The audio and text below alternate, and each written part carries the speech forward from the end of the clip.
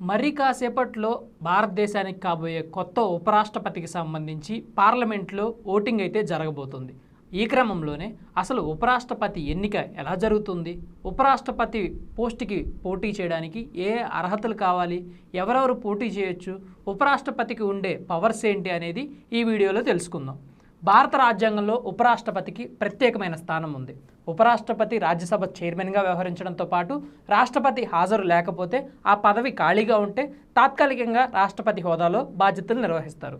ఉపరాష్ట్రపతి ఎన్నిక ప్రక్రియ రాజ్యాంగంలోని 63, 64, 65, 66వ అధికరణాలతో పాటు 1952లోని రాష్ట్రపతి ఉపరాష్ట్రపతి ఎన్నికల చట్టం ప్రకారం జరుగుతుంది. అయితే ఉపరాష్ట్రపతి ఎన్నికల నిర్వహణను భారత ఎన్నికల సంఘం నిర్వహిస్తుంది. ఎన్నికలు సంయుక్తంగా రహస్య ఓటింగ్ ద్వారా జరుగుతాయి.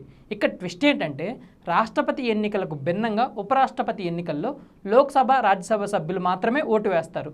రాష్ట్రపతి ఎన్నికలో రాష్ట్రాల ఎమ్మెల్యేలు భాగమవుతారు.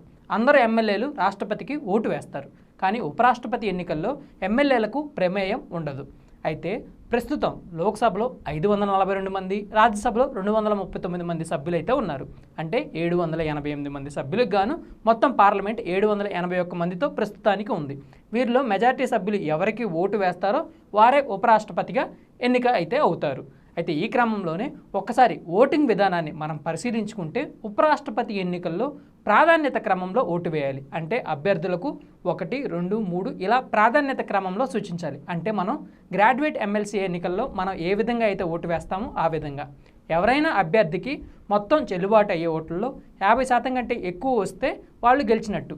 అలా కాని పక్షంలో రెండో ప్రయారిటీ అంటే సెకండ్ మెజారిటీలో సెకండ్ ప్రయారిటీ ఎవరికైతే వస్తాయో వాళ్ళు గెలిచినట్టు డిసైడ్ చేస్తారు. ఈసారి ఇద్దరు అభ్యర్థులు మాత్రమే పోటీ పడుతున్నారు. అది కూడా అధికారంలో ఉన్న ఎన్డీఏ తరపు నుంచి సిపి రాధాకృష్ణన్, ప్రతిపక్షం నుంచి కూటమి అభ్యర్థిగా జస్టిస్ బి సుదర్శన్ రెడ్డి బరిలో ఉన్నారు.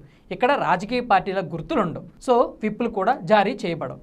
ఒకసారి పదవీకాలం అర్హతలు చూసుకుంటే ఉపరాష్ట్రపతి పదవీకాలం 5 సంవత్సరాలు. ఇక అర్హతలు ఉపరాష్ట్రపతికి పోటీ చేయాలంటే ఉండాల్సిన అర్హతలు కానీ గమనించినట్లయితే మనం భారత పౌరుడై ఉండాలి, కనీసం 35 సంవత్సరాల వయసు కలిగి ఉండాలి, దీంతో పాటుగానే రాజ్యసభ సభ్యునిగా ఎన్నికవడానికి కావాల్సిన అర్హతలన్నీ కలిగి ఉండాలి, లాభాపేక్ష కలిగిన పదవుల్లో ఉండకూడదు అంటే గవర్నమెంట్ జాబ్స్, పదవి ఖాళీ అయ్యే పరిస్థితుల నేపథ్యంలో కొత్తగా ఎన్నికైతే నిర్వహిస్తారు. అయితే రాజీనామా, పదవీకాలం ముగియడం, అర్హత కోల్పోవడం, మరణం వంటి పరిస్థితుల్లో ఇలాంటి ఎన్నిక అయితే జరుగుతుంది. ఈ సందర్భాల్లో కొత్త ఉపరాష్ట్రపతి ఎన్నికలను 6 నెలల్లో అయితే నిర్వహించాలి. గతంలో ఉపరాష్ట్రపతిగా ఉన్న ధన్ఖడ్ రాజీనామాతో ఉపరాష్ట్రపతి ఎన్నిక అనివార్యం అయిపోయింది. అధికార ఎన్డీఏకి 425 మంది సభ్యుల బలం ఉంది. ప్రతిపక్ష ఇండియా కూటమికి 311 మంది సభ్యుల బలం ఉంది. ఈ రెండు పక్షాల సభ్యులు లేని వారు ఎవరికి ఓటు వేస్తారనేది ఆసక్తిగా మారింది. తమ బలానికి మించి ఏ కూటమికి ఎక్కువ వస్తాయో చూడాలి. అయితే మొత్తం మీద 782 మంది ఓట్లకు గాను 48 మంది అటు ఇండియా కూటమి లేరు, ఇటు బీజేపీ కూటమిలో లేరు.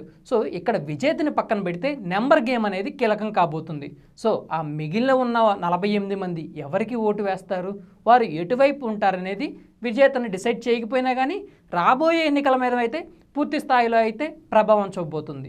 మరి కాసేపట్లో దీనికి సంబంధించిన ఫలితాలు అయితే వెలువడబోతున్నాయి. కొత్తగా కాబోయే ఉపరాష్ట్రపతి ఎవరని మీరు భావిస్తున్నారో కామెంట్ రూపంలో తెలియజేయండి. Thank you for watching.